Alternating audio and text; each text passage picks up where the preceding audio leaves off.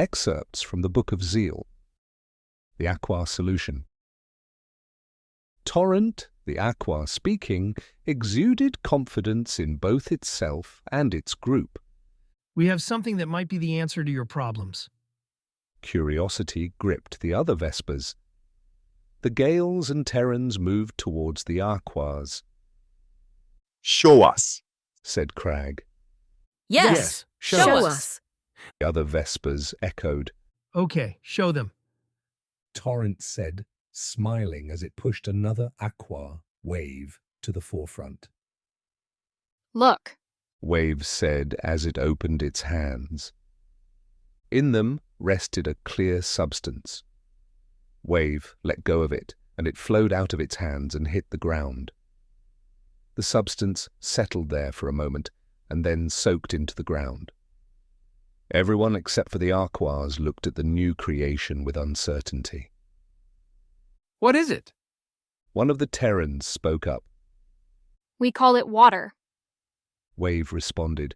Well, it is interesting, but how will it solve our problems? Score asked. Yeah, didn't seem to do much. Eris said smugly. That was only a small taste. There is more where that came from. Plus, we can shape it and put it in different forms. Torrent replied. The other Vespers remained unconvinced. Torrent realized that the Aquas would have to show rather than tell. So Torrent issued instructions to the others in his group. Go, do your work. Show them what our water can do. With that, the Aquas took off. They spread the water along the earth, filling great expanses with the liquid. The Aquas poured the water into long ditches created by fjord. They let it stream down the mountains and fill holes. They capped the highest peaks with a white, powdered form of their new substance. In parts of the world that lacked the warmth of the land's natural energy, they placed a solid form of the water. Throughout the blue sky, the Aquas placed blobs of a wispy form of the water. The Terrans and Gales watched in amazement as the Aquas moved about, distributing their creation. They also took to the air to get a better view of the action as it happened. When the work was finished, the Aquas regrouped with the Terrans and Gales. Well? Torrent offered. "Yes, I believe that did the trick." Crag responded, surveying the new scenery.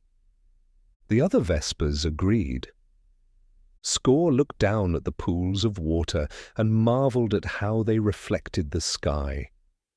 It then looked up at the once empty sky. Those things up there that fill the sky so nicely, what are they? We call them clouds. A very studious aqua named Precip answered. Show them what they do, Precip. Torrent ordered. Precip raised its hands and suddenly water fell from the sky in little droplets. The Vespers delighted in this new phenomenon. The combination of the wind and this new occurrence was something to behold. What is it? They all asked. We call it rain. Precip noted. The Vespers rejoiced in their creations and played with them like new toys. Zeal and the Leafer watched them from afar, impressed by what had been done. 3 of the groups had nearly completed their tasks. The 4th group, the Flares, was scarce, and Zeal wondered what had become of them and their work. The secluded group. The Flares were the last group to leave the meeting spot. Zeal's charge had left them perplexed. Make something new? A Flare named Pyre questioned. What could he want? Another added. I'm not sure we can do this. The doubtful rantings of the Flares filled the air. They all argued and questioned their purpose, all but one.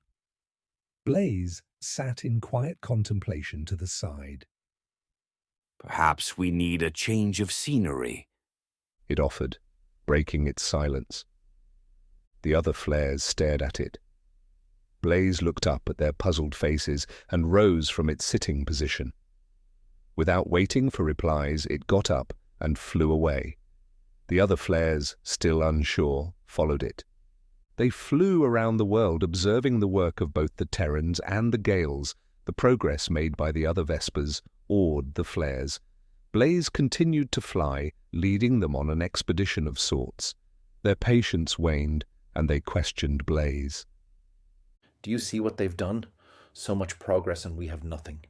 One named Heat lamented. This is getting us nowhere. What are you up to, Blaze? We have to get to work. Pyre added. The other flares chimed in and complained. Without saying a word, Blaze moved towards the ground. The other flares followed closely behind. It entered a formation the Terrans called a cave. The other flares followed Blaze into the cave and found it sitting, watching a spring of energy. A little unsure of Blaze's actions, they all followed suit and sat down, forming a circle around the spring. Look at it. There is our answer. All we have to do is alter it and make it our own, Blaze stated. The others watched the energy but couldn't understand what Blaze meant. I still don't understand, Heat said after confirming its fellow flares were just as lost as it. Remember, we were once like that, Blaze said, pointing to the spring. We changed ourselves and made the energy into more than mere raw power. If we could do it once, why can't we do it again? The other flares considered its words. They came to some understanding, but doubt persisted. How can we go about doing that? Someone asked. Concentration. It's how we made ourselves. I'm sure if we all put a little effort into it, we can make the creation that Zeal desires, Blaze answered. The flares looked around the circle, still hesitant but willing to try. They all joined hands and concentrated on the spring. The spout of energy flickered a little, then changed. It lost its typical golden color. The energy grew in both form and intensity. It reacted with the surrounding matter more intently than it had in its previous form. The flares sensed its potential. What they had created could be both destructive and helpful. Finally, they had made some progress. Thanks for listening. Please like and subscribe for more tales from Zeal. Also, look out for Birth of the Forever King, the first novel from the world of Zeal. It's coming soon.